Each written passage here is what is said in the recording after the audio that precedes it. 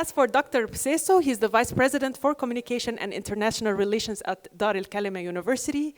So Dr. Bessaiso, he also held several very prestigious positions, including the Palestinian Minister of Culture and the founder of the Palestinian National Library, the chairman of its board of directors, spokesman for the Government of National Accord, the director of government media, and a professor and head of the media department at Birzeit University, lecturer and speaker.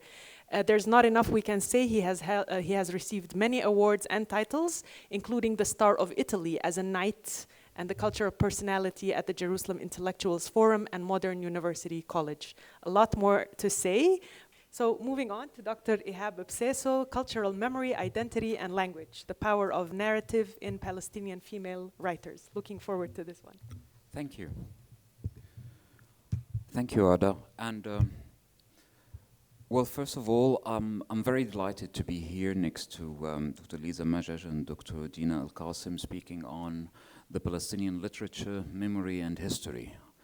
In fact, many of the points that I've been preparing for today's presentation is being already covered in a way or another by Dr. Lisa Majaj, which is very interesting and fascinating because I think we are both looking into one term, what is memory and how to construct memory in literature. And this is where I myself felt interested to look at for the last few years. What I'm presenting today is a personal research that I've been looking through about 35 works of Palestinian female writers from all generations prior to 1948, between 1948 and 1967, between 1967 and 1993. These three generations, which I categorized, present a different female writers presenting themselves through diaries, fiction, short stories, and poetry in English. The significance of the work I wanted to look at is why these ladies, they decided to express themselves and memories in English. Dr. Lisa Majaj, she covered the work of, in her presentation, the work of Suzanne Abu al-Hawa, which I also look at, but let me share with you a personal experience that happened a few months ago. A few months ago, I was in Jenin refugee camps, and by the way, the director of Jenin refugee camps, a well-known artist, Mustafa Shatta, is just sitting at the back of there. Hello, Mustafa. A few months ago, we were in Jenin refugee camps, visiting Al-Hurriya refugee camp, where a major destruction have occurred during the incursion to Jenin refugee camp. I met with Mustafa and the other people who were there, trying to look into the aftermath of the whole tragedies that occurred for the last 3 or 4 days. Interestingly, when I returned back to Ramallah, the first thing I thought of is to revisit Suzanne Abu al-Hawa's novel, Mornings in Jenin, where I started reading the whole thing again. And ironically, what happened in the summer of 2023 is quite similar to what happened in Jenin in May 1948, what happened in Jenin in April 2003, what is happening daily on different places taking place here in Palestine. Incursions, shootings, indiscriminate shootings, memories that have been constructed, traumas, and also a work of art that's been produced by someone, either by poetry or fiction, narrative, or even diaries. Among various writings through English on Palestine and the Palestinian cause, it was observed that Palestinian female writers, artists, and academics produced significant narratives on this subject, which included various components such as personal memories, oral history that have been conveyed by family members or personal stories, which all contributed to reveal interesting parts of their lives, usually connected to the land, culture, and the social life that have exist through fiction and non-fiction themes portraying various aspects of life in Palestine through different times of foreign domination and colonialism. I'm talking about the 20th century here. These writings are believed to offer a crucial perspective to the Palestinian society during the 20th century, in which Palestine witnessed the fall of the Ottoman Empire, the birth and the end of the British Mandate, and the establishment of the State of Israel. The formation of the State of Israel in Palestine came after the war in 1948, which has been described by Palestinians as the catastrophe, the Nakba in Arabic, as it led to a new phase of colonialism, which affected various sectors within the Palestinian life. Thus, the war in 1948 proved to be a center element in exploring personal national memories and their implications on the formation of modern and national identity. Moreover, the suffering of the Palestinian continues, with the later generations that have been born in exile or as a descendants of the earlier generations who were expelled in 1948 war and in 1967 into refugee camps in neighboring countries, such as Lebanon, Syria, and Jordan. Very few of these Palestinian refugees managed to immigrate to Europe and the US, where they have established a new life in the diaspora, yet believing of their right to return according to international conventions. Memory, cultural trauma, feminist narrative, post-colonialism, personal and national identities are key paradigms to explore the work of the selecting Palestinian female writers, which decided to pursue their path of writings in English. In 2002, a significant academic account was produced to mark the active engagement of Arab women in Arabic literature. Thus, Intersections, Gender, Nation and Community in Arab Women Novels, which was edited by Lisa Majaj, Paula Sunderman and Teresa Saliba, played a pivotal role in mapping this movement. While this book focused on female writers from Lebanon, Egypt, Palestine, whom their work have been translated into other languages, this research is focused on Palestinian female writers who write directly in English. It was assumed that a translation from Arabic to English could play a crucial part in understanding or interpreting cultures, thus exploring memories, identities, and heritage that have been conveyed in different kinds of narratives without the use of a linguistic medium was needed to construct another dimension in understanding the process of writing with its connections to memory, trauma, and identity.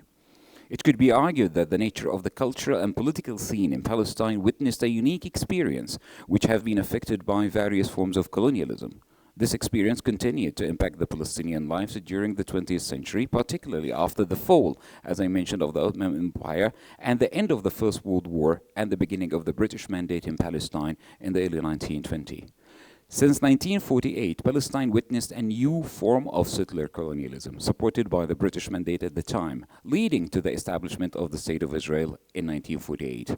Balfour Declaration in 1917 marked a significant incident in the modern history in Palestine. It encouraged settler colonies, which later formed the collective political entities in Palestine.